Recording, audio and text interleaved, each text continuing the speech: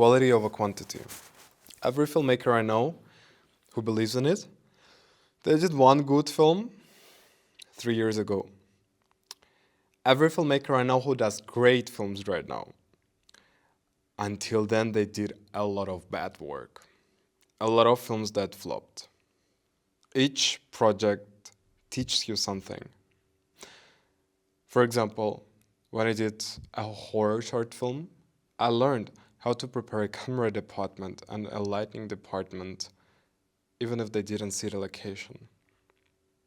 When I did Okmut, I learned how to stage and direct scenes with 10 plus extras, all by myself. When I did self-portrait, I learned how to give a freedom in decision-making to a camera department while focusing on the rehearsal and the performance of my actress. When I did underwater exhibition, I learned how to be a director, a producer, and a cameraman in one on a run and gun set. And all of these projects were done in one summer. Pure quantity has a real issue. There is a real problem. Let me give you an example. When I was playing a basketball, I at one point realized that my actions became to be just repetitive and that I didn't really think about the movement I do. So I was automatically jumping to the basket and throwing in the ball. So this kind of automatism became very repetitive, and then I noticed that I don't have the progress. So what did I miss in this moment? I missed thinking in between the takes. I missed reflecting on what did I do wrong and on being creative and finding ways to solve it. True players in basketball, they make pauses, they take time in between, they make a room for themselves to be reflective against the work they do. There are filmmakers out there who are filming something every week,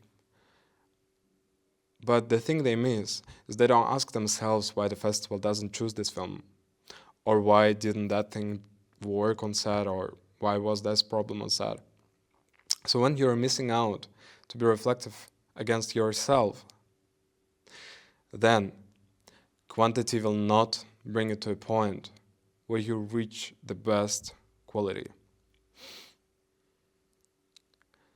Then there exists the quality excuse. The quality becomes a shield against shipping. I'm still developing a script. And then you say it for years. And for years no one sees your script. Or maybe you're waiting on the right crew, the right camera, the right cast. For what? I have a friend, and he's always coming to me and sharing his plans. And he has big plans and big dreams and such a huge belief. It's so easy for him was to say like, oh, we're gonna rock this festival. Or like, oh, this is our target and this film is gonna get into cinemas. And the problem was that he made me believe that industry and business there is so easy. But then I realized that in fact, all of his promises, all of his plans, I never seen executing.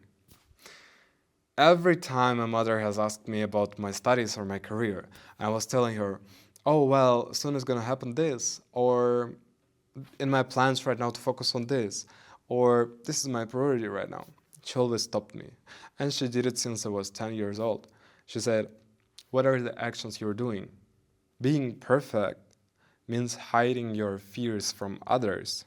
But in fact, the film that you finished and that you hate, that you cannot watch again, teaches you more than thinking about a film ever could. The other thing that makes it look like you're gonna achieve the result or you're working towards something meaningful is focusing on the things that are actually not moving you any closer to the result. For example, there are things that you can cut off the process and you will still reach the stakes.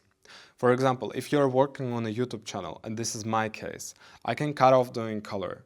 I can cut off doing SFX. I can stop doing graphics, but I will still deliver videos just without it. Will it mean that less people watching me? This will not. What actually will is the body of my content. And that's what I'm working on. So what you're seeing right now is the color settings that I put on my camera. And I don't lie to myself anymore, caring about those things like it means that I bring myself closer to my goals. It's not.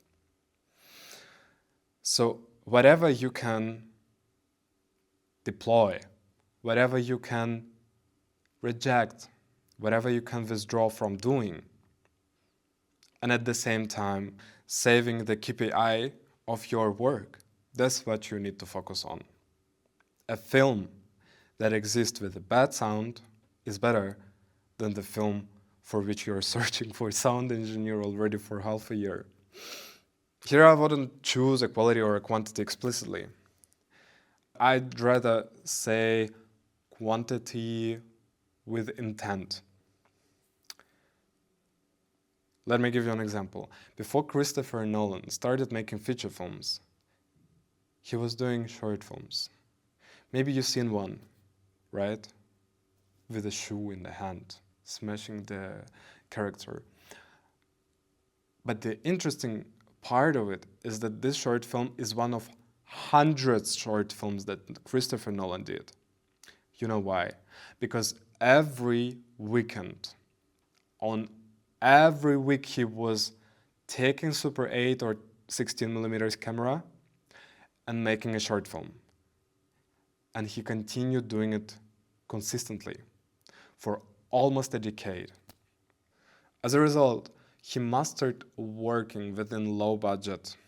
He mastered working within many limitations and constraints.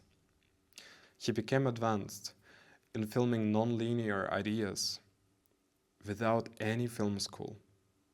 Make a lot, but every time sit down with it and ask yourself, what did work, what didn't, what should be changed?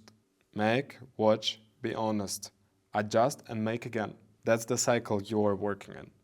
This is how directing a style appears. Not by planning it, but by doing enough work for patterns to appear in the way how you approach it. By the end of this video, I would encourage you to sit down back on a table where you left so many texts that one day were personal to you, but right now they may be irrelevant. And I want you to look at them and to see what you actually can already film, what you actually can already produce. What do you need to execute it? And I want you to start doing it constantly. When I realized that, I made 3 films in 1 month. That's how my summer went this year.